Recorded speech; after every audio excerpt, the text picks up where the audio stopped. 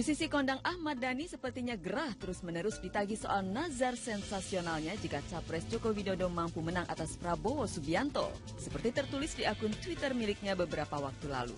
Kicauan kontroversial ini membuat heboh dunia hiburan tanah air setelah sejumlah media online mengutip kicauan tersebut. Tidak hanya menyesalkan aksi media-media online yang mengangkat kicauan itu tanpa klarifikasi. Dhani juga kemarin melaporkan tindakan sejumlah media tersebut ke Dewan Pers yang berkantor di kawasan Kebon Sirih, Jakarta Pusat. Itu adalah tweet saya sendiri yang dipalsu. Tweet saya sendiri dipalsu, entah dipalsu atau diedit, ya, yang katanya saya akan potong kelamin kalau Jokowi jadi presiden. Jadi mereka membuat sebuah tampilan dari Twitter saya, mention saya itu mereka edit sendiri, mereka tulis sendiri kata-katanya itu mereka edit sendiri gitu. Kalau Jokowi jadi presiden saya akan potong kemaluan saya gitu. Bukan dihack, bukan.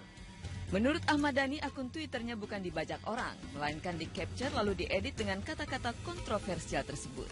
Ia menyesalkan tindakan 17 media online yang mengangkat berita itu tanpa meminta klarifikasi padanya. Karena itu ia berharap Dewan Pers menegur sejumlah media online tersebut yang menurutnya telah ikut menyebarkan berita bohong kepada masyarakat. Banyak, cukup ada beberapa yang terkenal, liputan6.com, terus republika.co.id, Kaskus, kapan lagi, banyak juga sih, banyak juga. Detik juga ada kayaknya, nggak tahu deh. Forum. Detik Forum.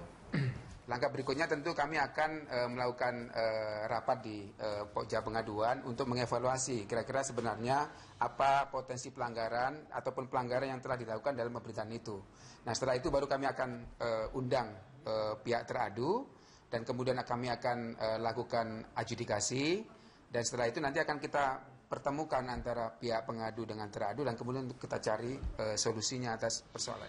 Merasa dirugikan dengan pemberitaan itu, Dhani berharap insan pers bisa lebih bermartabat dengan menerapkan etika jurnalistik, di mana salah satunya adalah mencari konfirmasi dan klarifikasi atas berita yang akan diangkat. Meski merasa dirugikan, Dhani mengaku sama sekali tidak terganggu atas berita kontroversial tersebut. Enggak, kalau saya sih nggak terganggu.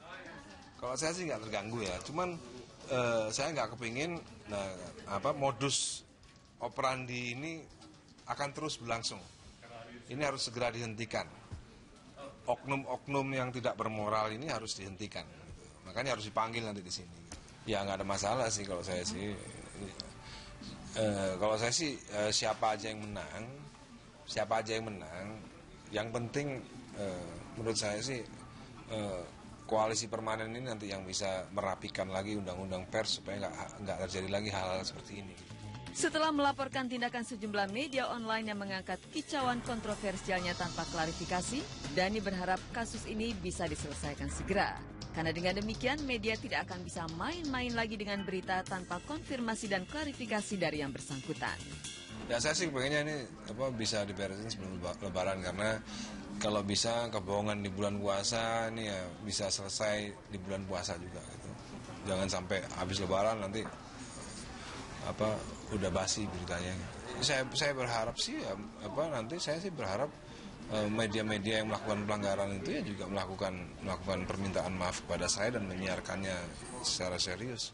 Jika sejumlah media online telah dilaporkan Dhani pada Dewan Pers, lantas bagaimana dengan orang-orang yang mengedit Twitter Dhani itu dan mengunggahnya ke media sosial?